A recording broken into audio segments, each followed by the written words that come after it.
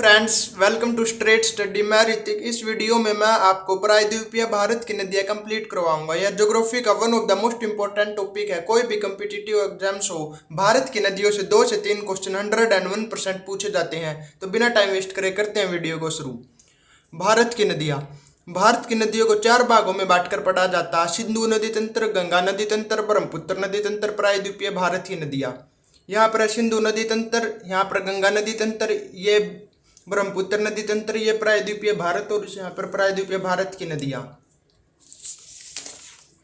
ये सिंधु नदी तंत्र, और ये गंगा नदी तंत्र, और ये ब्रह्मपुत्र नदी तंत्र। ये तीनों तंत्र, सिंधु, गंगा और ब्रह्मपुत्र नदी तंत्र, ये तीनों तंत्र मैं कंप्लीट पढ़ा चुका हूँ। आप इन वीडियोज़ को हमारे चैनल स्ट्रेट स्टडी पर जाकर देख लो। तो प्रायद्वीपीय भारत की नदियाँ शुरू करते हैं। प्रायद्वीपीय भारत की नदियों में सबसे पहले लूनी नदी पर बात कर लेते हैं। जो ये लूनी नदी है, ये राजस्थान में, यहाँ पर राजस्थान है, वहाँ से अरावली की पहाड़ियों से निकलती है ये लूनी नदी। और सांबर झील है राजस्थान में, सांबर झील से होकर गुजरती है। और यहाँ पर गुजरात में जो कच्छ का रण है उसमें ये मिल जाती है, विलीन हो जाती है। कच्छ का रण एक दलदलीय क्षेत्र है, तो जो ये लूनी नदी है वहाँ पर कच्छ के रण में जाकर ये समा जाती है, मिल जाती है। तो जो ये लूनी नदी है, इसकी ये इम्पोर्टेंट, ये खास बात कह सकते हो आप कि ये समुद्र में नहीं मिलती, समुद्र तट तक ये पहुंच ही नहीं पाती जो ये लूनी नदी है, यहीं पर गुजरात में कच्छ के रण में विलीन हो जाती है। फिर बात कर लेते हैं साबरमती नदी के बारे में। जो साबरमती नदी है, ये राजस्थान के उदयपुर जिले में मेवाड़ से निकलती है ये साबरमती नदी, और फिर गुजरात से होती हुई यहाँ पर खंबात की खाड़ी है उसमें जा गिरती है साबरमती नदी। और जो गुजरात की राजधानी गांधीनगर और गुजरात का जो सबसे बड़ा शहर है अहमदाबाद, वो साबरमती नदी के तट पर ही बसा है। ठीक है, साबरमती नदी के तट पर कौन से 2 शहर बसे हैं? गुजरात की राजधानी गांधीनगर और अहमदाबाद। फिर बात कर लेते हैं माही नदी के बारे में। जो ये माही नदी है, ये मध्य प्रदेश के विंध्य पर्वत से निकलती है और 3 राज्यों से होकर गुजरती है, मध्य प्रदेश, राजस्थान और गुजरात। और यहाँ पर और खंबात की खाड़ी में जा गिरती है ये माही नदी भी। और जब ये माही नदी राजस्थान में से होकर गुजरती है, तो जो कर्क रेखा भारत के बीच 8 राज्यों से होकर गुजरती है, तो राजस्थान में कर्क रेखा को ये माही नदी 2 बार काटती है, माही नदी। फिर बात कर लेते हैं नर्मदा नदी के बारे में। नर्मदा नदी काफ़ी इंपॉर्टेंट नदी है, इससे क्वेश्चन पूछे जाते हैं बार बार कम्पिटिटिव एग्जाम्स में। जो ये नर्मदा नदी और जो ताप्ती नदी है, ये दोनों नदी, इनका उद्गम स्थल यहाँ पर मध्य प्रदेश में से होता है, दोनों नदियों का। और इनकी एक खास बात है कि नर्मदा नदी और ताप्ती नदी दोनों भ्रंश घाटियों से होकर बहती है, और ये पर्वतों के बीच से होकर बहती है। नर्मदा नदी के ऊपर है विंध्याचल पर्वत, फिर नर्मदा नदी बहती है, और उसके नीचे है सतपुड़ा की पहाड़ी, फिर उसके नीचे ताप्ती नदी बहती है, और उसके नीचे फिर अजंता पर्वत। मैं एक बार और आपको बता देता हूँ, सबसे ऊपर विंध्याचल पर्वत, फिर नर्मदा नदी बहती है, फिर सतपुड़ा की पहाड़ियाँ, फिर ताप्ती नदी बहती है, और फिर अजंता पर्वत है।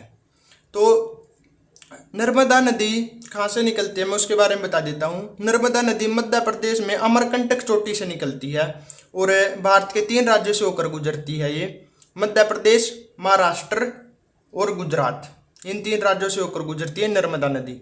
और फिर अरब सागर में जा गिरती है।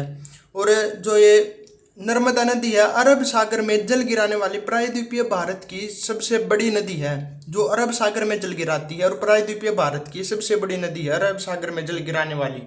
और जो नर्मदा नदी है, गोदावरी नदी और कृष्णा नदी के बाद पूरे प्रायद्वीपीय भारत की तीसरी सबसे बड़ी लंबी नदी है। और जो मध्य प्रदेश का जबलपुर शहर है, वो नर्मदा नदी के तट पर ही बसा है।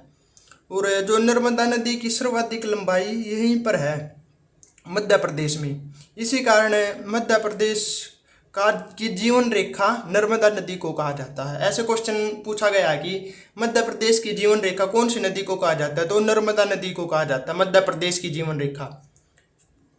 और जो ये नर्मदा नदी है, ये भ्रंश घाटी से होकर बहती है रिफ्ट वैली से, और ये एस्चुरी बनाती है, ये डेल्टा नहीं बनाती। नर्मदा नदी और ताप्ती नदी, ये दोनों नदियाँ एस्चुरी नहीं बनाती, एस्चुरी बनाती है और डेल्टा नहीं बनाती। मतलब इसका क्या हुआ कि डेल्टा नहीं बनाती। डेल्टा क्या होता है? डेल्टा इस आकार का होता है, ये मैथ में होता है डेल्टा, वहीं से लिया गया है। तो डेल्टा की तरह ये बनाती नहीं है। नर्मदा नदी और ताप्ती नदी ये बनाती है एस्चुरी। एस्चुरी भी होता है कि जो मतलब अपने साथ जो ये नदियाँ अवसाद मलबा जो भी आप कह सकते हो कचरा जो भी बहा कर लाती है वो समुद्र में जा जब ये सारे अवसाद समुद्र में जा गिराती है तो उसको एस्चुरी कहती हैं। और यदि जो ये भी अवसाद है जो ये मलबा यदि ये अपने मुहाने पर रख ले और डेल्टा की तरह ये बन जाता है जो मैंने यहीं पर दर्शाया से, तो उसको कहते हैं डेल्टा। तो नर्मदा नदी और ताप्ती नदी क्या बनाती है? एस्चुरी, और डेल्टा नहीं बनाती। एस्चुरी आप इसको ऐसे समझो कि ये जो नर्मदा नदी और ताप्ती नदी यहाँ पर पहाड़ों के बीच से होकर बहती है, यदि ये अपने मुहाने पर डेल्टा बना लेती है तो इनका रास्ता रुक जाएगा, तो फिर ये आगे कैसे बहेगी? इसी कारण ये जो भी अपने साथ अवसाद लाके बाई हुई है वे सभी जाकर समुद्र में जा गिराती है, अरब सागर में। फिर बात कर लेते हैं ताप्ती नदी। तो ताप्ती नदी भी मध्य प्रदेश से ही निकलती है, बैतूल पठार से निकलती है। और नर्मदा की तरह ये भी 3 राज्यों से होकर बहती है, मध्य प्रदेश, महाराष्ट्र और गुजरात, 3 भारतीय राज्यों से होकर बहती है। और ये अरब सागर में खंबात की खाड़ी में जल गिराती है ताप्ती नदी भी। और ताप्ती नदी अरब सागर में जल गिराने वाली प्रायद्वीपीय भारत की नदियों में नर्मदा नदी के बाद दूसरी सबसे बड़ी नदी है। जो प्रायद्वीपीय भारत में अरब सागर में जो जल गिराती है नर्मदा नदी के बाद ताप्ती नदी है। ये मैंने बात कर ली लूनी नदी, साबरमती, माही, नर्मदा और ताप्ती नदी। अब मैं आपको गोदावरी नदी के बारे में बता देता हूँ। यह भी काफ़ी इम्पोर्टेंट है। जो इम्पोर्टेंट है मैं आपको बता देता हूँ। एक तो सबसे ज़्यादा नर्मदा, फिर ताप्ती, और फिर ये गोदावरी नदी और कृष्णा। ये इनसे बार बार क्वेश्चन पूछे जाते हैं। तो जो गोदावरी नदी है ये महाराष्ट्र से निकलती है और 3 राज्यों से होकर बहती है।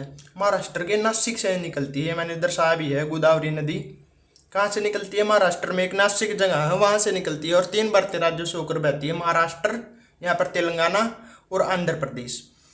जो ये गोदावरी नदी है ये दक्षिण की सबसे लंबी व भारत की दूसरी सबसे लंबी नदी है। दक्षिण भारत की सबसे लंबी नदी और पूरे भारत की दूसरी सबसे लंबी नदी है गोदावरी नदी। सबसे लंबी नदी तो भारत की गंगा नदी और दूसरी भारत की सबसे लंबी नदी है गोदावरी नदी। और जो ये गोदावरी नदी है, गोदावरी नदी को बूढ़ी गंगा कहते हैं, वृद्ध गंगा।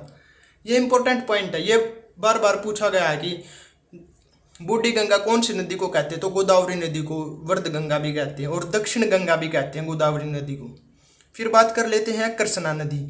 ये मैंने आपको ये दर्शाई कृष्णा नदी। और ये जो गोदावरी नदी बताया ये बंगाली की खाड़ी में अपना जल गिराती है। फिर कृष्णा के बारे में बात कर लेते हैं। दक्षिण भारत की दूसरी सबसे लंबी नदी कृष्णा नदी है। पूरे दक्षिण भारत की दूसरी सबसे लंबी नदी कृष्णा नदी। और कृष्णा नदी महाराष्ट्र के महाबलेश्वर चोटी से निकलती है और भारत के 4 राज्यों से होकर बहती है। ये 4 राज्य महाराष्ट्र, कर्नाटक, तेलंगाना और आंध्र प्रदेश, इन 4 राज्यों से होकर बहती है। और जो ये कृष्णा नदी है और गोदावरी नदी का डेल्टा आपस में मिल जाता है। जो ये गोदावरी नदी और ये कृष्णा नदी, जो KG है ना, जो मैंने आपसे दर्शाया, K स्टैंड्स फॉर कृष्णा नदी और G स्टैंड्स फॉर गोदावरी नदी। तो जो इनके बीच का ये जगह है इसको KG बेसिन के नाम से जाना जाता है। और जो KG बेसिन है ये तेल के लिए बहुत इम्पोर्टेंट है। तेल और गैस इसमें बहुत ज़्यादा मात्रा में पाई जाती है। फिर बात कर लेते हैं कावेरी नदी। जो कावेरी नदी है कर्नाटक में ब्रह्मगिरी से निकलती है। यहाँ पर कर्नाटक राज्य उसमें ब्रह्मगिरी से निकलती है और 2 राज्यों से होकर बहती है, कर्नाटक और तमिलनाडु। और कावेरी नदी को दक्षिण भारत की गंगा कहते हैं। इसका मतलब क्या हुआ कि दक्षिण भारत की गंगा। मैंने आपको यह भी बताया था कि गोदावरी नदी को कहते हैं दक्षिण गंगा। मतलब जो ये गंगा नदी है वो तो यहाँ पर बहती है, यहाँ से बहती है, मैंने आपको बता दिया गंगा नदी तंत्र में। तो उसके कंपैरिजन में ये तो दक्षिण में है, तो ये तो हो गया दक्षिण गंगा। अगर ऐसे पूछा जाए कि दक्षिण गंगा कौन सी है तो उस गोदावरी आप लगा सकते हो। लेकिन जब ऐसे क्वेश्चन आए कि दक्षिण भारत की गंगा तो कावेरी नदी, ये तो मध्य भारत में है, जो पूर्ण रूप से दक्षिण में वे कावेरी नदी। तो दक्षिण भारत की गंगा कावेरी नदी और दक्षिण गंगा गोदावरी नदी। आई होप आपको ये समझ में आ गया होगा। तो जो कावेरी नदी है इसको क्या कहते हैं, दक्षिण भारत की गंगा। और कावेरी नदी की जो घाटी है वो धान उत्पादन के लिए प्रसिद्ध है, इसलिए जो कावेरी नदी घाटी को दक्षिण भारत का धान का कटोरा कहते हैं। क्या कहते हैं, rice bowl of South India. Rice bowl of South India कौन सी नदी को कहते हैं, कावेरी नदी को। फिर बात कर लेते हैं दामोदर नदी के बारे में। जो दामोदर नदी है ये छोटा नागपुर पठार से निकलती है और दो राज्यों से होकर बहती है। झारखंड से निकलती है छोटा नागपुर पठार से, और ये जो दामोदर नदी है झारखंड के छोटा नागपुर पठार से, और फिर यहाँ पर पश्चिम बंगाल में। और यहाँ पर जो गंगा की में से एक धारा निकलती है उगली नदी, उसमें जा मिलती है। और जब उगली नदी ही इसका दामोदर नदी का जल लेकर यहाँ पर बंगाल की खाड़ी में गिरती है, डायरेक्ट नहीं गिरती है बंगाल की खाड़ी में, दामोदर नदी उगली नदी में मिल जाती है यहाँ पर पश्चिम बंगाल में। तो जो ये दामोदर नदी है इसको बंगाल का अभिशाप कहा जाता है। ये आपको ध्यान रखना है कि बंगाल का अभिशाप कौन सी नदी को कहा जाता है, तो दामोदर नदी को। फिर बात कर लेते हैं महानदी के बारे में। जो महानदी है वो छत्तीसगढ़ के दंडकारण्य पठार से निकलती है। ये महानदी छत्तीसगढ़ के, और उड़ीसा का जो कटक शहर है वो वहाँ पर ये डेल्टा बनाती है। और छत्तीसगढ़ में महानदी की घाटी छत्तीसगढ़ बेसिन कहलाती है, और जो विधान के लिए इम्पोर्टेंट है। आई होप आपको ये प्रायद्वीपीय भारत की नदियाँ समझ में आ गई होगी। मैंने सभी नदियाँ बता दी, लुनी, साबरमती, माही, ताप्ती, कृष्णा, कावेरी, गोदावरी, महानदी, दामोदर, हुगली और नर्मदा नदी।